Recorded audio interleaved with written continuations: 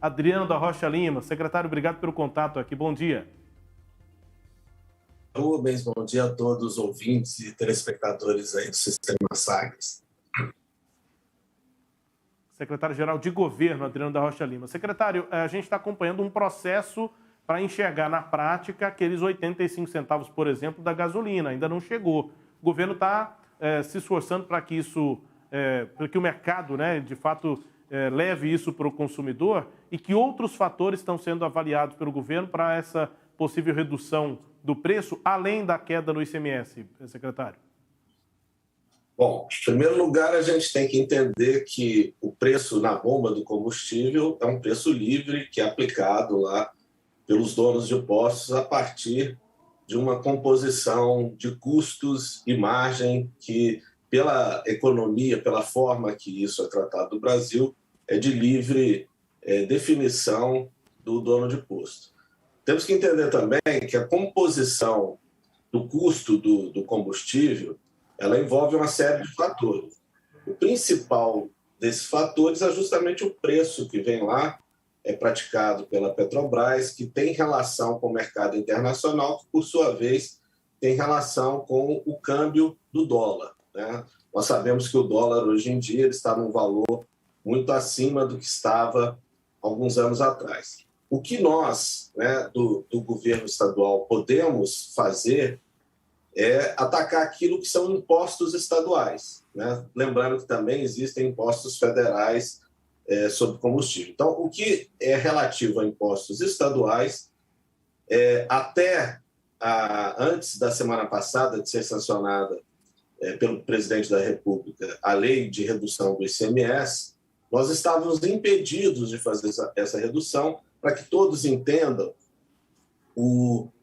toda vez que você faz uma redução de impostos, para evitar que haja uma guerra fiscal entre os estados, existe um órgão centralizado chamado CONFAZ, que é um conselho que reúne as secretarias de fazenda de todos os estados, que autoriza reduções de alíquotas de impostos a serem praticadas pelos estados.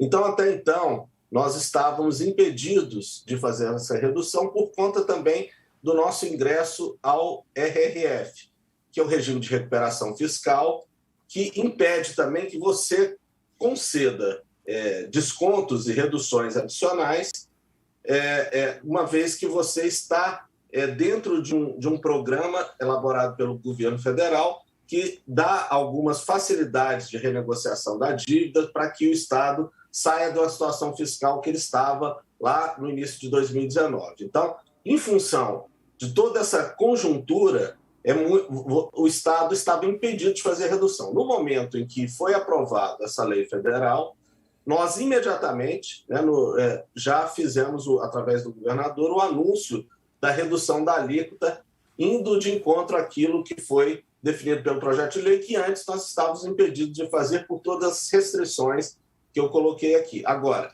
quando você fala do preço da bomba, a gente precisa entender que a redução do ICMS ela representa uma pequena parte daquilo que é o preço final. Então, o fato de você reduzir o ICMS não significa necessariamente que isso irá refletir na mesma proporção na bomba de combustível. Assim, gostaríamos que fosse, mas isso depende também de uma colaboração, por exemplo, da Petrobras. A Petrobras vem tendo aí lucros estrondorosos, aí lucros bem grandes nos últimos tempos, né? Já foi, inclusive, proposto aí há um tempo atrás que se criasse um fundo com a distribuição de dividendos da Petrobras que pudesse aumentar ainda essa redução do preço dos combustíveis. Então, cada um tem que dar a sua contribuição. O Estado de Goiás deu a dele e agora os outros agentes que influenciam aí no preço do combustível precisam dar a sua contribuição também, em especial a Petrobras.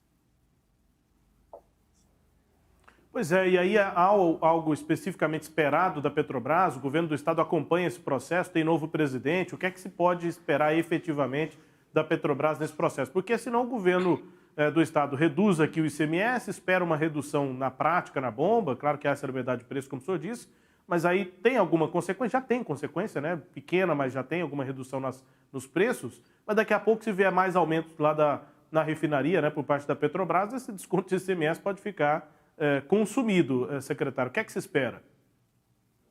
Pois é, como eu falei, quer dizer, nós temos um país onde a livre iniciativa prevalece, quer dizer, nós temos uma livre definição de preços, então isso é a política econômica estabelecida no Brasil, que todos convivem com ela há muitos anos. Então, diante dessa política, né, para nós não temos que fazer regulação no mercado, obviamente, o peso mais importante que reflete no valor do combustível na bomba é justamente o preço praticado ali pela refinaria, né? Que na hora que vai fazer a distribuição do combustível coloca esse preço. E esse preço ele vai para um livre mercado. Como o mercado internacional está comprando combustível, o preço do barril está em determinado preço, e esse preço é estabelecido em dólar, o câmbio do dólar está alto, então isso faz com que, para que a Petrobras regule esse valor internacional, ela está praticando determinado preço. Agora, o que é a consequência disso? O lucro da Petrobras está lucros recordes, né? Se você olhar o histórico, ela está com um lucro muito alto. Se ela está com um lucro muito alto e o acionista principal é o governo federal, então há a possibilidade de você, através da distribuição de dividendos, né, que é aquilo que cabe ao acionista em relação ao lucro gerado pela empresa, ele possa utilizar desse recurso para criar um fundo e aí sim, sem ter que confrontar e regular preços no mercado internacional, mas ele possa, com isso, reduzir o preço na bomba, subsidiando através desse fundo de lucro. Então, essa é uma possibilidade. Eu não estou dizendo que é a única saída, o que pode ser, o que é a única forma de regular o preço. Mas o que é importante ficar claro para o consumidor é sempre o seguinte: o ICMS, sim, ele compõe o preço do combustível que vai na bomba, mas ele representa uma pequena parte disso. Né? Então, é muito importante ter essa consciência, porque se criou toda uma narrativa em torno do ICMS e ele sozinho não vai fazer milagre. Então, o ICMS agora foi reduzido. Agora, os outros agentes que fazem parte da composição do preço do combustível precisam também, através aí das prerrogativas que tem de tomada de decisão, saber como fazer para que isso impacte no final na redução do preço da bomba. A nossa parte aqui do Estado foi feita, na realidade ela já vinha, inclusive, sendo feita da forma que era possível. Nós congelamos antes o valor do combustível em determinado patamar, de forma que mesmo o imposto num valor mais alto, como eu disse, nós estávamos, antes da lei ser sancionada, impedidos de reduzir essa alíquota. Então, o que nós fizemos foi congelar o valor do combustível sobre o qual a alíquota era aplicada, que na prática já era uma redução de alíquota. Né? Se você faz essa conta, isso já mostra que, em relação ao preço da bomba, nós já estávamos praticando um percentual abaixo de 30%, por exemplo, em relação à gasolina. Agora, no caso da gasolina, por exemplo, foi reduzido para 17%. Então, respeitando exatamente a lei federal, dando uma contribuição grande que vai representar só esse ano uma perda de 2 bilhões de reais de arrecadação, sem contar a perda de arrecadação já incorrida pelo Estado por conta da medida anterior. Então, o Estado está fazendo a sua parte, mesmo o Estado vindo de uma situação fiscal complicada, o Estado que está investindo muito forte em educação, em programas sociais, em saúde, em regionalização da saúde, o Estado, entendendo a dificuldade do consumidor, abriu mão de parte da arrecadação, está com as contas equilibradas. Agora, aquilo que reflete no preço da bomba, como eu disse, não é só ICMS. O Estado fez a parte dele, agora os outros agentes que impactam na bomba têm que fazer a sua parte também.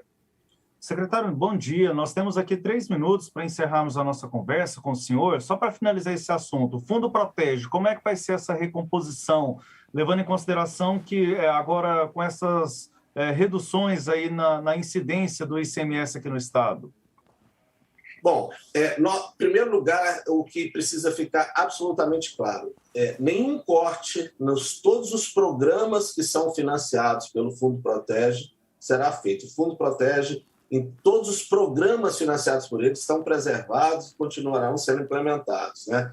Como Mães de Goiás, a bolsa para o estudante por frequência na escola, aluguel social, quer dizer, o Bolsa Estudante Universitário, quer dizer, todos os programas sociais que são financiados pelo Fundo Protege, eles não sofrerão nenhuma redução, nenhum impacto. A população pode ficar tranquila em relação a isso.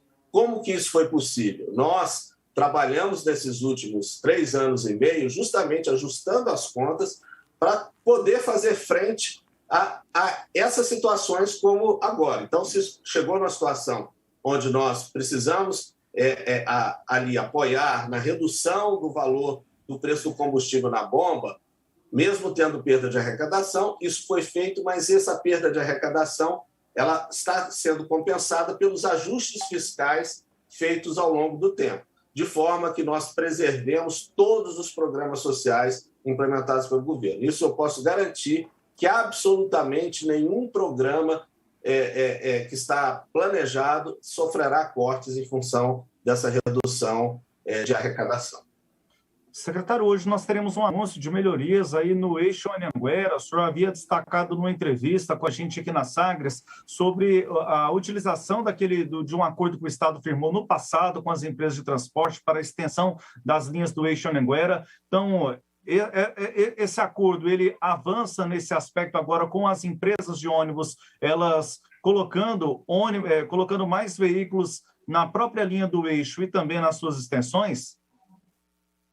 O que precisa ficar muito claro é sempre o seguinte: nós estamos preocupados em atender aquele usuário do sistema, o passageiro que pega o ônibus todos os dias para se transportar. E nós sabemos que hoje esse passageiro ele sofre com a baixa oferta de ônibus. Então, os terminais, mesmo com o bilhete único implementado, que reduziu a quantidade de pessoas nos terminais, mas ainda assim é muita gente pegando ônibus ao mesmo tempo, de forma simultânea, nos horários de pico pela manhã e pela tarde. Então, para trazer mais conforto para o cidadão que precisa se deslocar ao trabalho e voltar para casa no final do dia, nós precisamos aumentar a oferta. Esse plano foi feito no início do ano, que, aliás, desde o ano passado, nesse ano nós anunciamos somente, através de contratação de ônibus elétricos para o eixo Anhanguera. O processo foi feito com o maior rigor possível. Nós abrimos período ali de consulta pública. Nesse período de consulta pública, nós não tivemos questionamentos nem do TCE, nem do Ministério Público. Alguns dias antes de acontecer o leilão, primeiro veio um questionamento do Ministério Público, que nós já estávamos proativamente dialogando.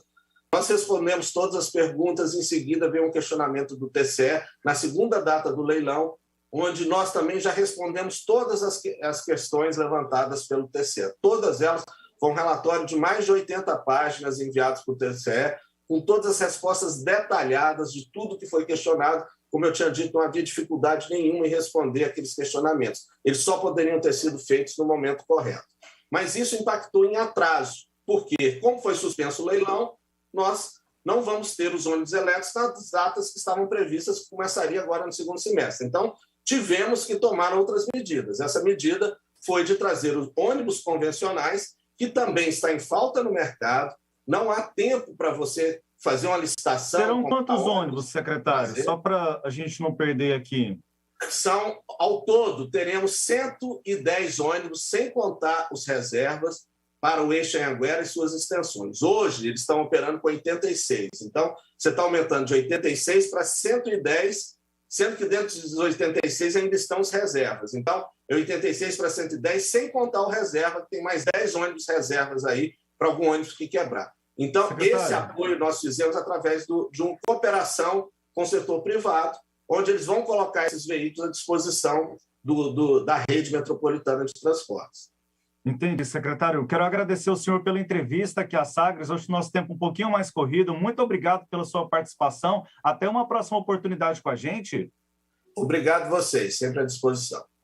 Conversamos com o secretário-geral da Governadoria, Adriano da Rocha Lima.